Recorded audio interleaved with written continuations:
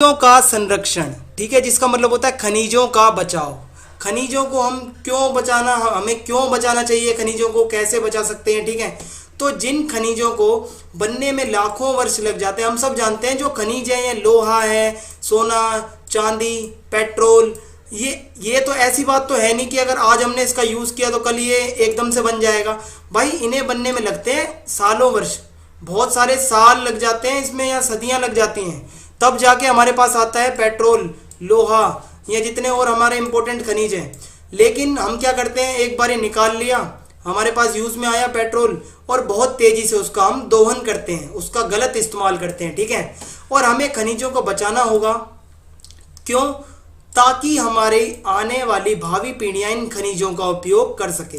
भाई अगर आज तुम पेट्रोल जो है और जितने भी खनिज है इसका तुम उपयोग, जो बहुत कम मात्रा में है, जैसे तांबा है, सिर्फ राजस्थान में ज़्यादातर पाया जाता है और इसके भंडार भी कम है, तो ऐसे खनिज जो हैं ही कम मात्रा में, उसको अगर तुम ऐसे अंधाधुंध उपयोग करोगे तो जो आने वाली पीढ़ियां हैं वो क्या इस्तेमाल करेंगी, वो अपना विकास कैसे करेंगे? उनके पास जब पेट्रोल होगा ही नहीं, उनके पास जब लोहा होगा ही नहीं, तांबा होगा ही नहीं, तो वो कैसे अपना विकास करेंगे, वो इस्तेमाल कैसे करेंगे? तो खनिजों को बचाना इसीलिए जरूरी है कि और चाहे किसी के लिए ना बचाओ, कम से कम अपने बच्चों के लिए हमें खनिज बचाना चाहिए, ताकि कम से कम हमारे बच्चे तो आने वाले जो आगे पीढ़ियां हैं, भावी पीढ़ियां हैं, वो आके तो कम से कम इनका उपयोग करें। ऐसा ना हो कि आज की इस अंधाधुंध होड़ में आने वाला भविष्य अंधेरे में चला जाए, ठीक है।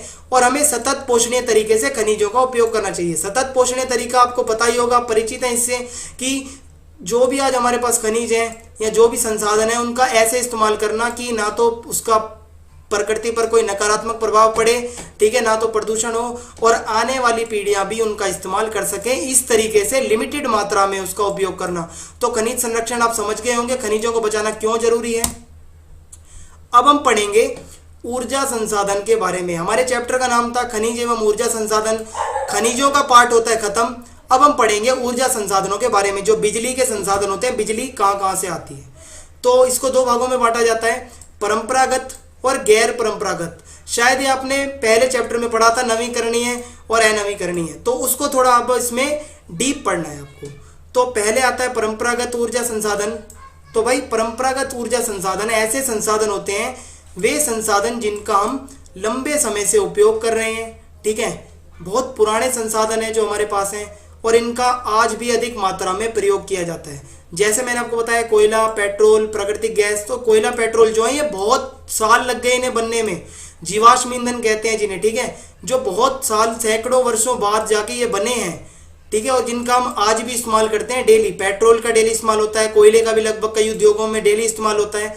तो इसे हम कहते हैं परंपरागत ऊर्जा संसाधन, जो कि बहुत पुराने हैं और आज भी इनका इस्तेमाल किया जाता है।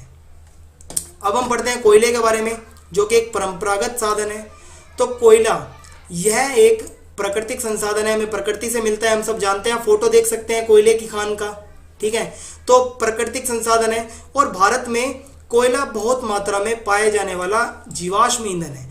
तो भारत में कोयला बहुत बड़ी मात्रा में पाया जाता है, बहुत सारे क्षेत्र हैं कोयले के जहाँ से कोयला निकलता है, और कोयले का प्रयोग बिजली बनाने और घरेलू कामों में किया जाता है।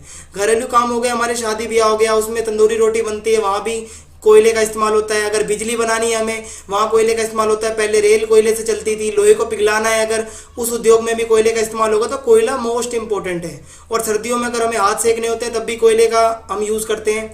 अब देखते हैं कोयले के कितने प्रकार होते हैं। हमने तो देखा है भाई एक ही कोयला काला, लेकिन क्या एक ही प्रकार का होता है? नहीं, कोयला होता है 4 प्रकार का।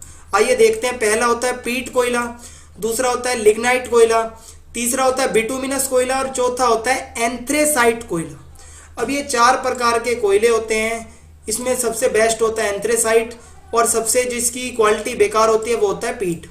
अब आइए देखते हैं इसको डीपली।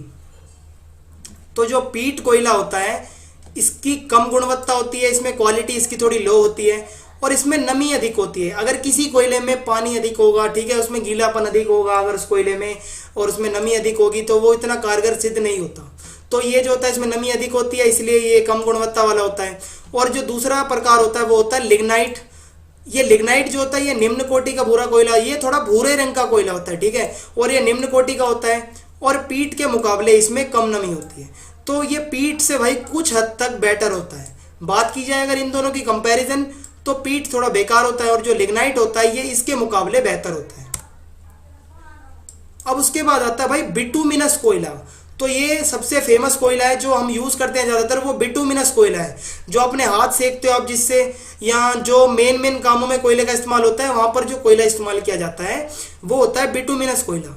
और ये सबसे प्रसिद्ध कोयला है, बहुत फेमस है, और ये अच्छी क्वालिटी वाला होता है, अच्छी गुणवत्ता वाला, और इसमें नमी की मात्रा भी कम होती है, ठीक है, सूखापन ज़्यादा होता है इसमें कोयले में।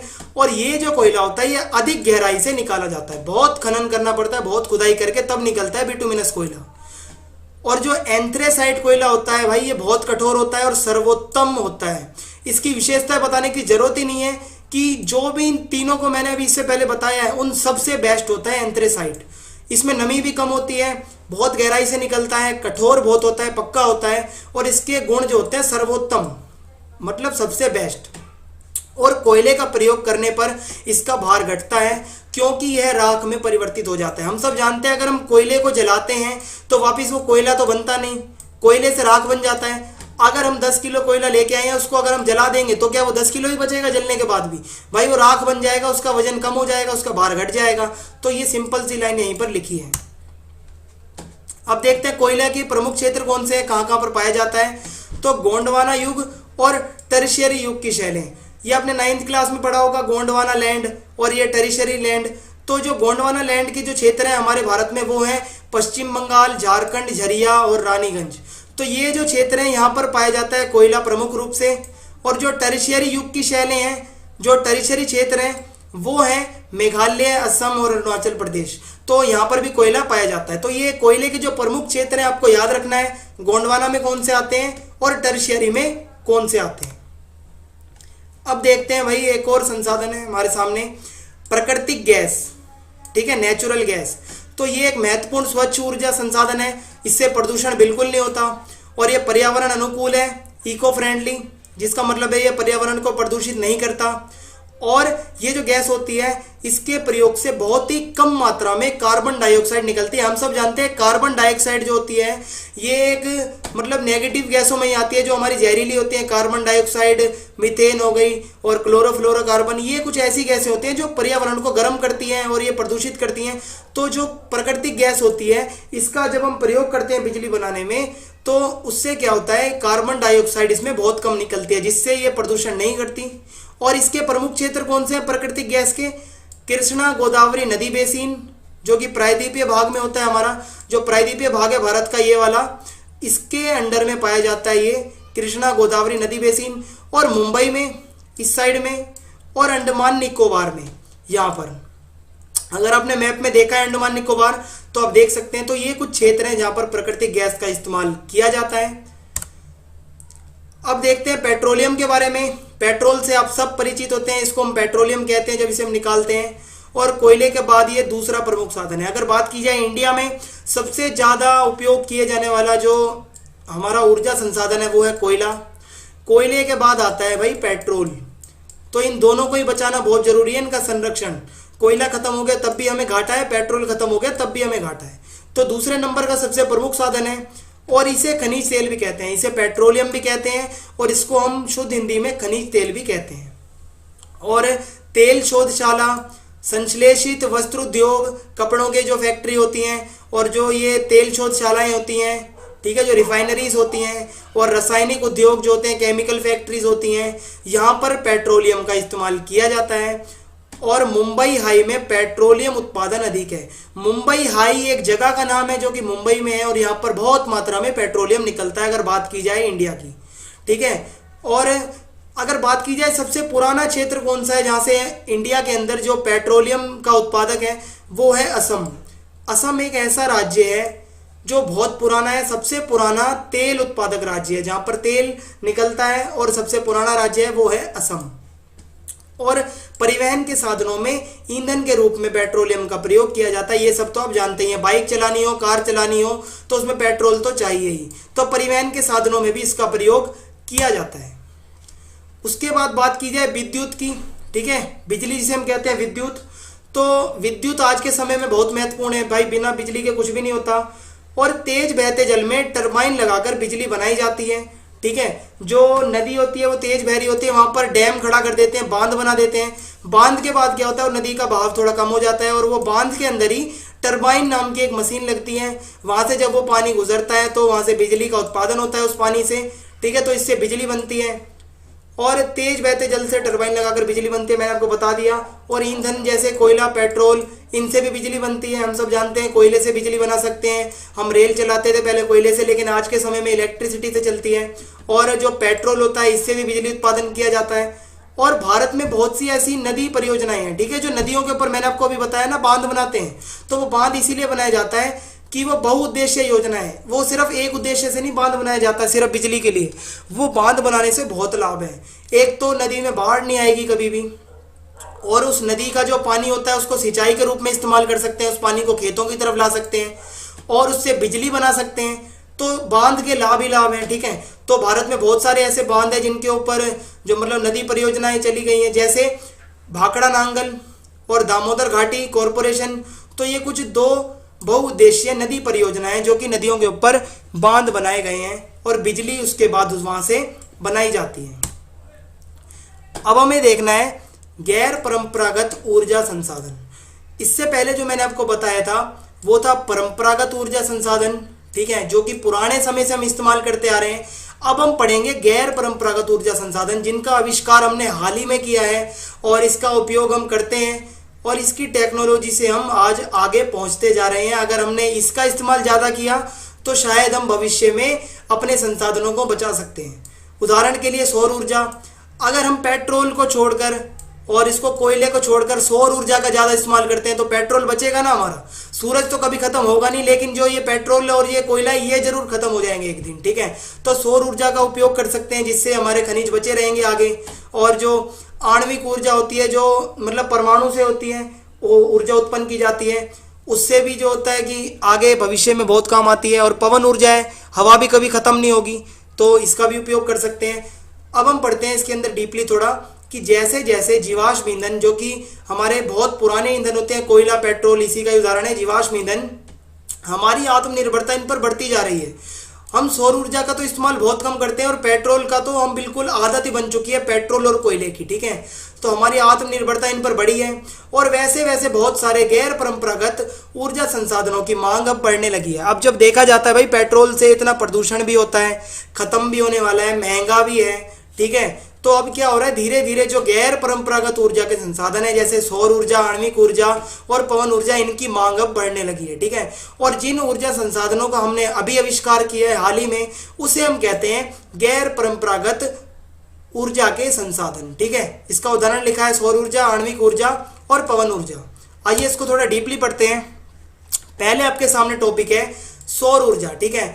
तो इसमें फोटोवोल्टाइक टेक्नोलॉजी द्वारा सूर्य की किरणों को सीधे विद्युत में परिवर्तित किया जाता है। इसका मतलब है ये जो सेल लगे हुए इसको हम कहते हैं सोलर सेल, ठीक है। और ये किससे बने होते हैं, फोटोवोल्टाइक नाम के, मतलब ये धातु होती है उससे बनते हैं, फोटोवोल्टाइक सेल कहते हैं इन्हें। इसमें जब सूर्य की किरणें पड़ती हैं तो इसमें समाती हैं, जब सूर्य की किरण में इसमें समाती हैं तब इसमें से बनती है बिजली, ठीक है। और ये सूर्य की किरणें जो होती हैं वो बदल जाती हैं बिजली के रूप में, विद्युत के रूप में परिवर्तित हो जाती हैं, ठीक है। और भारत के ग्रामीण तथा सुदूर क्षेत्रों में जहां तक बिजली नहीं पहुंच पाती वहां पर सौर ऊर्जा के ये प्लांट लगाए जाते हैं, ठीक है, सोलर सिस्टम लगाए जाते हैं। तो उसमें क्या होता है कि जो गांव के लोग होते हैं वो इसका इस्तेमाल कर सकते हैं क्योंकि खर्चे में थोड़े कम होते हैं और पेट्रोल के मुकाबले और जो कोयले के मुकाबले ऊर्जा का संसाधन देखा जाए तो बेहतर ऑप्शन ये है सौर ऊर्जा का, ठीक है।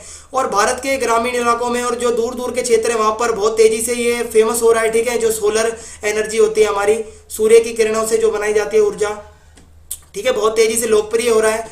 और कुछ बड़े और कुछ छोटे सौर संयंत्र मतलब जो सोलर एनर्जी के जो प्लांट होते हैं वो देश के विभिन्न भागों में अब लगाए जा रहे हैं। हमारी सरकार ने बहुत प्रयास किया है कि सौर ऊर्जा को फैलाया जाए, ठीक है। और जो हमारे पुराने संसाधन है कोयला, पेट्रोल, इन पर निर्भरता थोड़ी कम हो। अब सामने जो टॉपिक है वो है पवन ऊर्जा। इसमें क्या होता है भाई, पवन चक्की लगाई जाती है, आपके सामने फोटो है, हवा आती है, ये घूमती है, जब घूमती है तो क्या होता है, बिजली का उत्पादन होता है।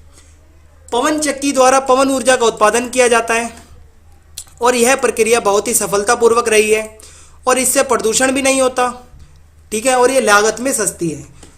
ये लागत में भी सस्ती है, प्रदूषण भी नहीं होता और इसका उत्पादन भी इसमें हम कर सकते हैं बिजली का। तो हमें ज़्यादा से ज़्यादा इसी का इस्तेमाल करना चाहिए ताकि आने वाली जो पीढ़ियां हैं वो भी हमारे बचे हुए खनिज संसाधन जो कम मात्रा में उनका उपयोग कर सकें और प्रदूषण भी ना हो। और ये कहाँ कहाँ पर अभी तक इसका इस्तेमाल किया गया है पवन ऊर्जा का? भारत के आंध्र प्रदेश में, कर्नाटक में, गुजरात में और महाराष्ट्र में। भाई सीधी सी बात है, जहाँ पर हवाएं तेज चलती होंगी, जैसे गुजरात और महाराष्ट्र है और आंध्र प्रदेश है, यहाँ पर हवाएं थोड़ी तेज चलती हैं। जहाँ पर हवा तेज होंगी वहीं तो इसका विकास कर सकते हैं हम। तो जहाँ पर तेज हवाओं वाले क्षेत्र होते हैं वहाँ पर ये जो होता है मतलब पवन चक्कियाँ लगाई जाती हैं, उसके बाद बिजली बनाई जाती है। अब सामने टॉपिक है बायोगैस, ठीक है, जिसे हम गोबर गैस भी कहते हैं, बायोगैस, ठीक है, जैव गैस जिसे हम कहें। तो ग्रामीण इलाकों में झाड़ी, कृषि के जो अपशिष्ट होते हैं, जो खेती से जो कूड़ा कचरा जितना भी निकलता है, और पशुओं का और मानव जनित जो मल होता है जितना भी, ठीक है, जो गंदगी होती है, वो सब क्या होता है, उसको एक टैंक में इकट्ठा किया जाता है, ठीक है। पशुओं एवं मानव जनित अपशिष्ट के उपयोग से घरेलू उपयोग हेतु बायोगैस उत्पन्न की जाती है। जो बायोगैस होती है इसको घरेलू इस्तेमाल के लिए उपयोग किया जाता है गाँव के इलाकों में ज़्यादातर, और इसको गोबर गैस भी कहते हैं।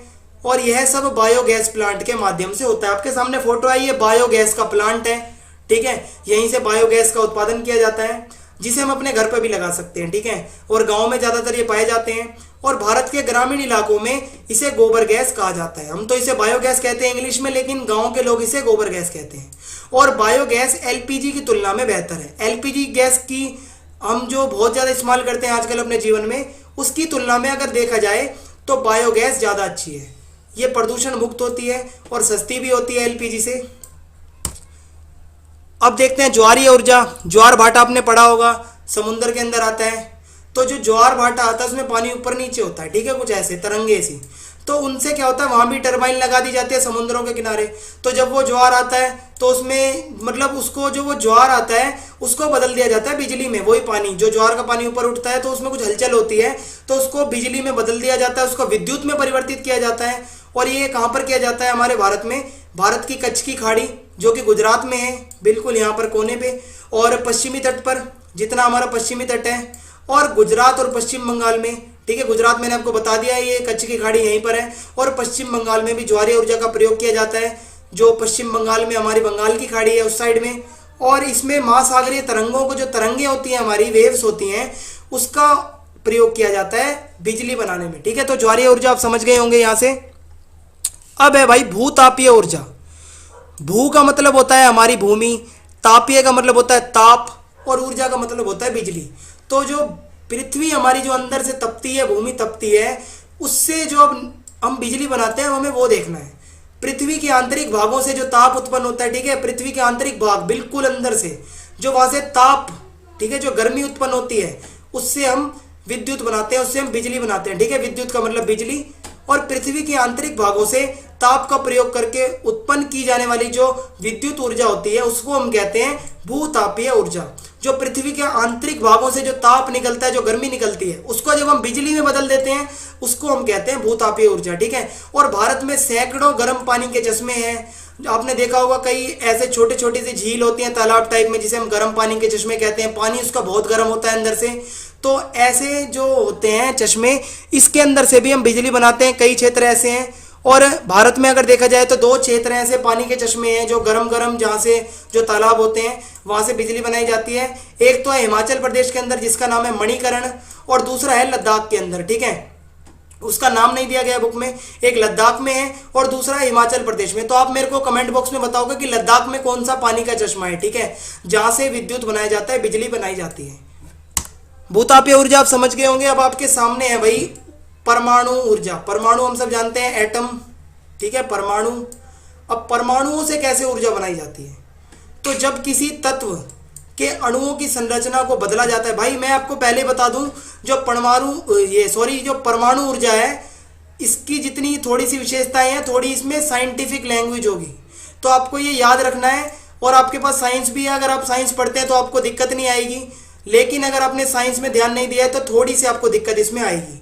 जब किसी तत्व के अणुओं की संरचना को बदलते हैं तो इसमें क्या होता है भाई, ऊष्मा के रूप में बहुत अधिक ऊर्जा निकलती है। ऊष्मा होता है गर्मी। जब इसको हम अणुओं की संरचना को बदलते हैं, परमाणुओं की, तो उसमें गर्मी निकलती है। जब गर्मी निकलती है तो वहां से बिजली उत्पन्न होती है, ठीक है। जब उसी ऊष्मा से, ऊष्मा मतलब गर्माहट, उस गर्माहट से बिजली बनाई जाती है और इस प्रक्रिया में यूरेनियम तथा थोरियम का प्रयोग किया जाता है। ये दो ऐसे खनिज होते हैं जिनका प्रयोग किया जाता है परमाणु ऊर्जा बनाने में। तो ये मोस्ट इंपॉर्टेंट है, ये तो आपको याद ही रखना है, ठीक है। जो यूरेनियम और थोरियम, ये दो नाम आपको नहीं भूलने, इसी से बनती है हमारी परमाणु ऊर्जा। और भारत के झारखंड में और राजस्थान में यहाँ पर परमाणु ऊर्जा को ज़्यादातर बनाया जाता है। मैं आपको एक फोटो दिखाता हूँ। ये है हमारा परमाणु ऊर्जा का संयंत्र, परमाणु ऊर्जा का पावर प्लांट। ये फोटो आपने, वैसे एक गेम में आजकल बहुत चलती है पबजी, वहाँ पर भी एक जगह है मिल्टा, वहाँ भी आप देख सकते हैं पावर प्लांट होता है। तो शायद वैसे ना याद रहे तो भाई ऐसे ही याद रख लो। तो यहाँ पर क्या होता है, परमाणुओं को उसकी संरचना बदलकर जो गर्मी निकलती है उसके अंदर से जब, तो उसके बाद उसको बिजली में बदला जाता है, ठीक है। तो ये हो गया हमारा परमाणु ऊर्जा। अब हमें देखना है, इससे पहले मैंने आपको बताया था खनिजों का संरक्षण। अब टॉपिक है ऊर्जा संसाधनों का संरक्षण, जो बिजली के संसाधन है उनका संरक्षण। तो भाई आर्थिक विकास के लिए ऊर्जा बहुत जरूरी है। अगर हमारे पास बिजली नहीं होगी तो हमारा विकास नहीं होगा, हमारा विकास नहीं होगा तो देश का भी विकास नहीं होगा, ठीक है। और पूरे देश में ऊर्जा का प्रयोग धीरे धीरे बढ़ा दिया है। हम देखते हैं कि पहले के जमाने में हर घर में बिजली नहीं होती थी, लेकिन आज के टाइम में लगभग हर घर में बिजली आ गई है। इसको देखते हुए हमें बिजली को बचाना बहुत जरूरी है, वरना आने वाले समय में बिजली मिलेगी ही नहीं, ठीक है। ऐसी गर्मी में बैठना होगा। अगर इसी तरीके से अंधाधुंध, अगर हम फैन किसी काम का नहीं है, पंखा चल रहा है ऐसे ही, ठीक है, हम उस कमरे में नहीं बैठे, पंखा चल रहा है ऐसे ही, तो उससे क्या होगा, बिजली वेस्ट होगी। तो हमें ऐसा नहीं करना चाहिए, पंखा बंद कर देना चाहिए। या अगर कहीं बल्ब जला है फ्री में ऐसे ही जल रहा है तो उसको भी हमें बंद कर देना चाहिए। इससे क्या होगा, हम कुछ हद तक अपना योगदान दे सकते हैं ऊर्जा संसाधन के संरक्षण में। और हमें ऊर्जा के सीमित संसाधनों को नियमित रूप से उपयोग करना चाहिए। जो ऊर्जा के जैसे कोयला, पेट्रोल, ये कुछ ऐसे सीमित संसाधन हैं जो आगे जाके खत्म हो जाएंगे, इसका हमें उपयोग करना चाहिए लिमिटेड मात्रा में। अगर ऐसा नहीं है, पेट्रोल है तो उसका हम एक ही बार में उपयोग कर दें कि आने वाली पीढ़ियों को कुछ मिले ही ना, ठीक है। तो लिमिटेड रूप में उसका प्रयोग करना चाहिए। और उदाहरण के लिए हमें निजी वाहन, जो हमारी पर्सनल गाड़ियां होती हैं, कार होती हैं, बाइक होती हैं, उनको छोड़कर सार्वजनिक वाहन, जो हमारी पब्लिक ट्रांसपोर्ट होती है, डीटीसी बस हो गई, अगर आप कोई अदर स्टेट से हैं तो आपकी जो भी स्टेट में बस चलती है आपको उसमें ट्रैवल करना चाहिए। इससे आप प्रदूषण भी थोड़ा हद तक कम कर सकते हैं, अपना योगदान दे सकते हैं और बिजली भी बचा सकते हैं। तो ये हो गया हमारा ऊर्जा संसाधनों का संरक्षण, और क्यों जरूरी है मैंने आपको बता दिया है। और ये बहुत जनरल सा टॉपिक है यार, ये तो हमें याद ही होना चाहिए कि बिजली हमारे लिए कितनी आवश्यक है। तो यहाँ खत्म होती है फ्रेंड्स हमारी वीडियो। और अगर आपको वीडियो पसंद आई हो तो चैनल को सब्सक्राइब जरूर करें और बेल आइकन दबा दें, जिससे आपको आने वाली वीडियोस का अपडेट मिलता रहे। और वीडियो को लाइक जरूर करें और कमेंट बॉक्स में आप अपने डाउट लिख सकते हैं। और अपने फ्रेंड्स के साथ वीडियो शेयर करना ना भूलें। जय हिंद।